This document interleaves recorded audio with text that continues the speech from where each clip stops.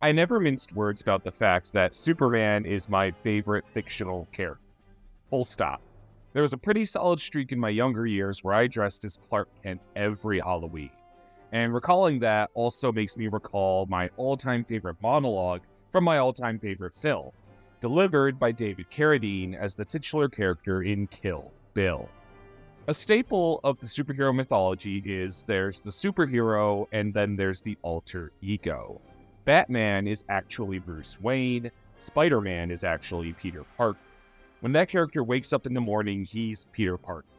He has to put on a costume to become Spider-Man, and it is in this characteristic Superman stands alone. When Superman wakes up in the morning, he's Superman.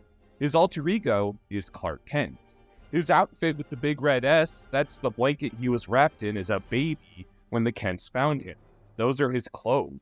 What Kent wears, the glasses, the business suit, that's the costume.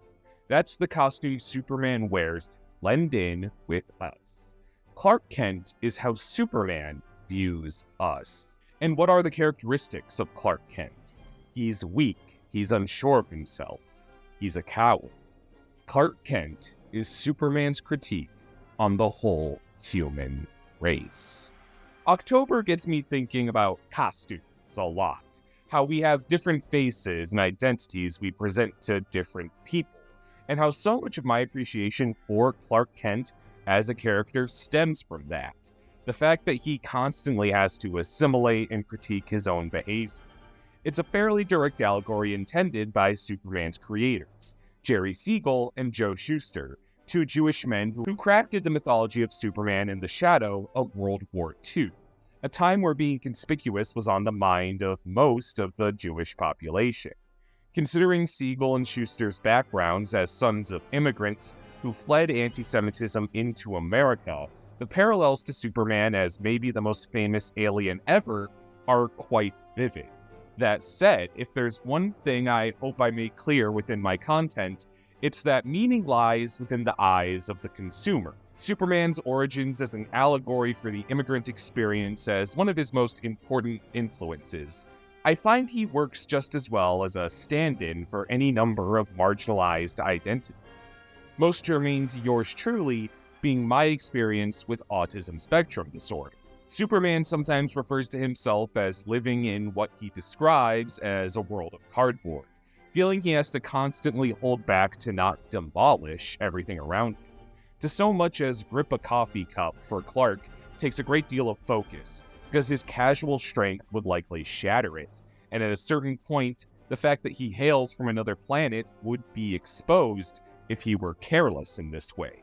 In a similar sense, having autism spectrum disorder, to be frequently unaware of my own strength, I've broken glass props during school play rehearsals without even directly touching them, and playful physical contact with friends has sometimes hurt them in times when I wasn't being mindful of my actions and the amount of force I was using.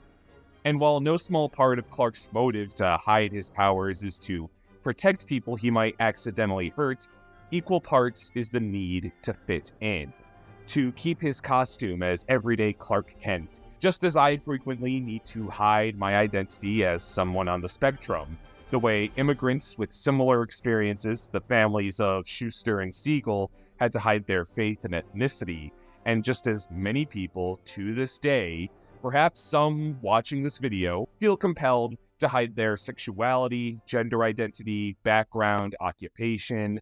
The list goes on. Superman passes himself as Clark Kent, the way most people have to pass themselves off as non-neurodivergent, non-closeted, or not burdened by a physical condition. What Superman has in common with the bulk of humanity is exactly that which he lacks. People have a need in many situations to fit in, to avoid being stared at, or, heaven forbid, targeted by one who may hate their marginalization. It's astoundingly unfair that this is the case, but it's the reality we live in, and it's a near universal strife that Superman embodies. Many will tell you that Superman is uninteresting because his perfection physically and morally makes him hard to relate to and unpalatable. But what I hope I've demonstrated so far is that this particular critique of Superman is fundamentally incurious about the wide breadth of experiences he can stand in for. And while it goes without saying the character Superman will never be to everyone's tastes, I think it takes some Venn diagram of extraordinarily poor faith and remarkable privilege to say you can't relate to someone defined by secrecy, forced to hide massive aspects of himself from those who would exploit full-hearted honesty. This is all to say that My Adventures with Superman feels like a show pointed to outdo that common critique of Superman being too perfect to be relatable, and over that long walk only achieves a short drink of water that muddies the meaning of Superman and the core tenets of his character.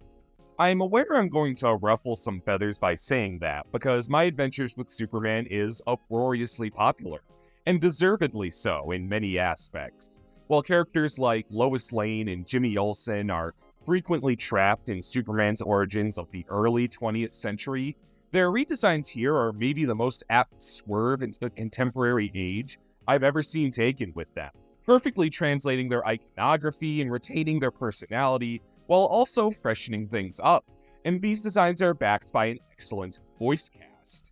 The highlight certainly being Jack Quaid, who was a stroke of genius to cast as Clark Kent, allowing him to bring that distinct, knows a lot about dinosaurs energy to a more wide-eyed Superman than we may be accustomed to. Given the controversy surrounding more grim adaptations of the character in recent years, it's not any kind of shocker people loved this brightly colored new adaptation that boasted extended emphasis on the relationship between Lois and Clark, crafting the sort of optimistic superhero rom-com that folks have been waiting for. In an era of cold, martyr-minded Superman iterations, My Adventures feels like a warm hug.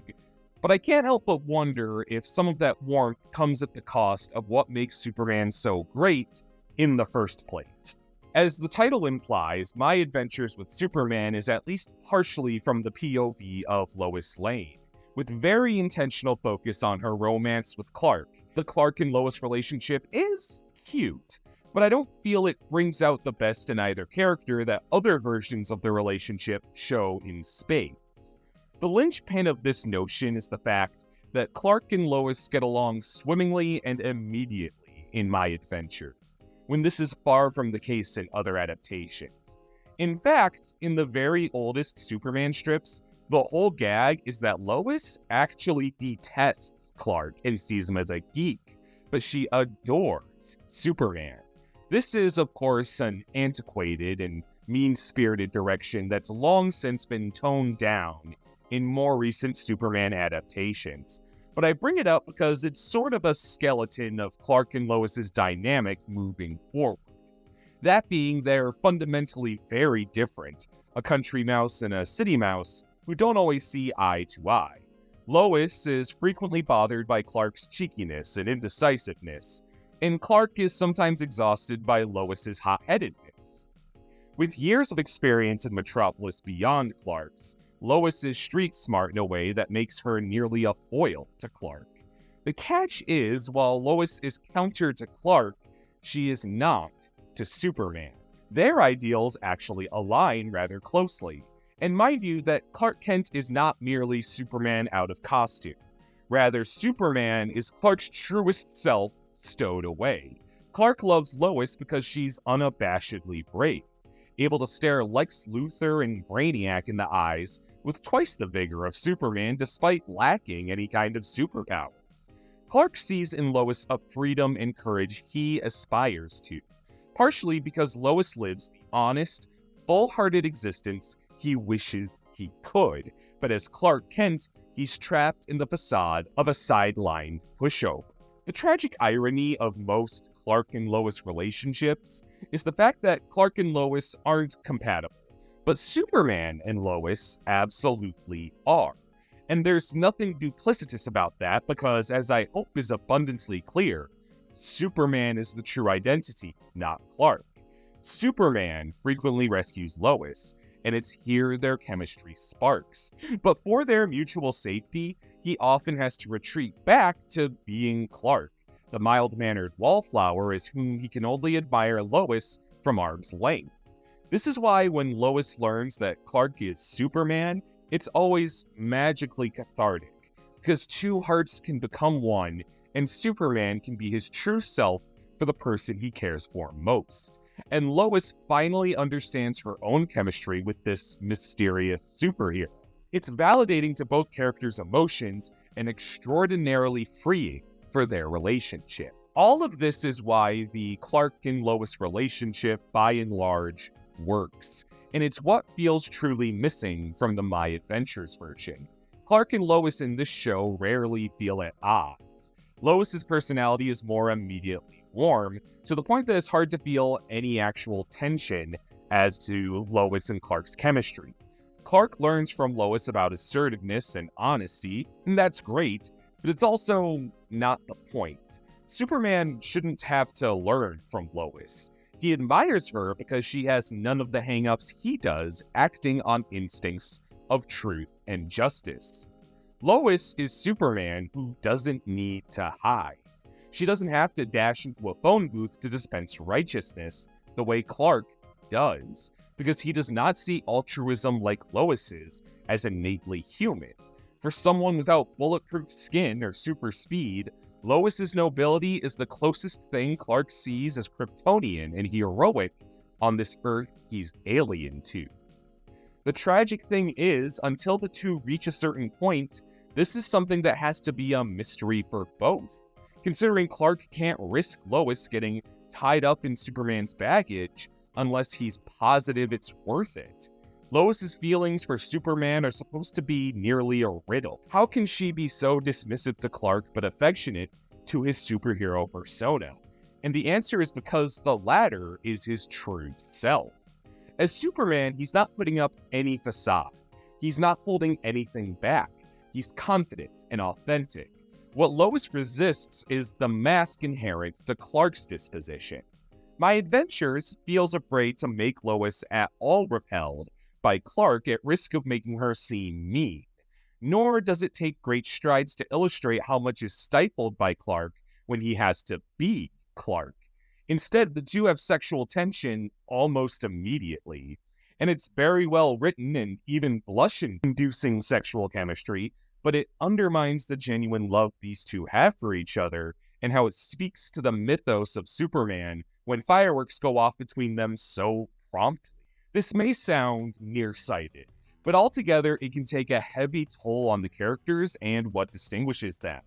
Take the episode where Clark and Lois agree to go on a date, and it makes Clark an anxious mess, which is relatable and cute, but makes very little sense for any version of Superman, all things considered. Like, Clark, buddy, you're Superman, and by this point in the show, Lois knows that. You could fly her to any tourist spot she wants, bring her genuine French pastries faster than a speeding bullet, and candlelight dinner with your heat vision. Sure, Clark's nervosis is human, but this show seems to have forgotten he's not. To have Clark feel genuine anxiety over a date is to forget the meaning of the character, that his human scruples are a charade. He has no choice but to keep them up, and that is his obstacle. As a handsome, kind-hearted, literal superhero, Clark is the perfect man, but the stripe of his existence is how frequently he has to hide this. What if instead of Clark being nervous that his date with Lois won't go well, the conflict revolves around Clark having to navigate dating while holding back being Superman? Maybe he takes Lois out for gelato, but the store freezer breaks down and the gelato melts. Lois is disappointed, and Clark has the idea to use his freezing breath to restore it, but he realizes what a pariah that would create, and he has to repress the notion and put up with his night with Lois not being perfect, and that being caused distinctly by his inability to act. Clark doesn't struggle because he's scared Lois will notice he has a zit. He struggles because he has every ability and, frankly, opportunity to have everything he and Lois could ever want, but he holds himself to his principles no matter the temptation. And imagine all of that culminating in Clark realizing he could do something like one of his classic romantic night flights in an area where he and Lois won't be spotted. This actually involves the complex Clark suffers in his actions and creates conflict organically. It has a cathartic payoff in that Lois can be exposed to Clark's more honest self, aesthetically through flight and narratively through Clark's choices. I see so much more potential in a concept like that than what if the perfect man had anxiety. I don't think there's anything wrong with that idea, but the promise I sort of created in my head with the hook of My Adventures with Superman mapped out something far more in line with the characters' relationship and the number of troubles they could encounter interpersonally. I'm not saying I wanted a soap opera, but the show doesn't seem terribly concerned with Clark and Lois's relationship outside of them frequently looking nice together, at least not in any way that's new. There's the drama over Clark's secret identity, but that's pretty much bog standard for Superman and superheroes as a whole at this point. Over the course of My Adventures, we deal with Cadmus, a League of Loises, Parasite, Intergang, Mr. Mxyzptlk, and the Superman Revenge Squad that ties it all together. But I only remember bits and pieces of Clark and Lois's relationship. They have really nice moments, but they seem to be drowning in the same evil government is afraid of evil Superman stories we haven't been able to pull our heels out of for years. The most extreme version of what I was hoping for would be The Odd Couple, but one of them happens to be a superhero. Do an episode where Clark is using his superpowers to get his share of the chores done super fast compared to Lois's share, and she finds it unfair she has to do the same tasks when it takes her 10 times longer. Bruce Timm's animated series had an episode where one of Clark's exes, Lana Lang, starts going out with Lex Luthor, raising suspicions in Clark and jealousy in Lois. Notice how these are all plots you could only do with Superman and Lois, that also speak to their relationship in a way outside of Superman deals with Deathstroke and also has a date with Lois later, I guess. And there's nothing wrong with that approach, but there's certainly nothing new about it. And as someone who's been consuming Superman stories for years, I really don't think My Adventures brings much to the table. It poised itself to increase focus on Lois and her relationship with Superman. The title itself is pretty misleading that way, because it's a very standard Superman narrative, ultimately. People are very fast to criticize My Adventures for taking artistic liberties with some characters, and others are fast to respond and say criticizing something just for being different is invalid. And to some extent, that's true, but think of it this way. My Adventures with Superman does make a lot of changes, largely to villains and their backstories, but it takes very little advantage of the liberties it takes to bring something new to Clark and Lois, who are the show's focal point. I'm not one of those mouth breathers who feels the show needs to justify the fact that Lois is Asian. But what we do have here is a metropolis where Professor Ivo and Parasite are the same person, the Brain and Mala, the leaders of the Brotherhood of Evil in the comics, are good guys, and Lex Luthor ostensibly had humble beginnings as a put-upon intern, which is really stupid because the whole point of Lex Luthor is that his evil stems from privilege and he's never been second to anybody in his life, which leads to his vile sense of entitlement. But that's a video for another day. All of those drastic changes don't feel additive to Clark and Lois, which still feels like the most incurious aspect of the show. And as a result, these changes feel arbitrary. Rather than adding to the sum of their parts, they're just kind of there and beg to be scrutinized. The different doesn't mean bad crowd is quick to point out that Teen Titans is a drastically different adaptation, but beloved. But the liberties taken with those characters always tied into a strong character-focused story.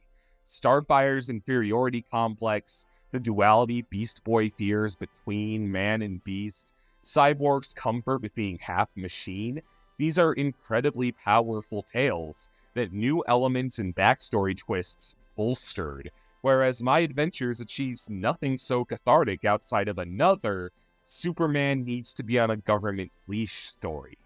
Many are praising My Adventures for being a fresh take on Superman, and in terms of aesthetic and performances, it knocks it out of the park.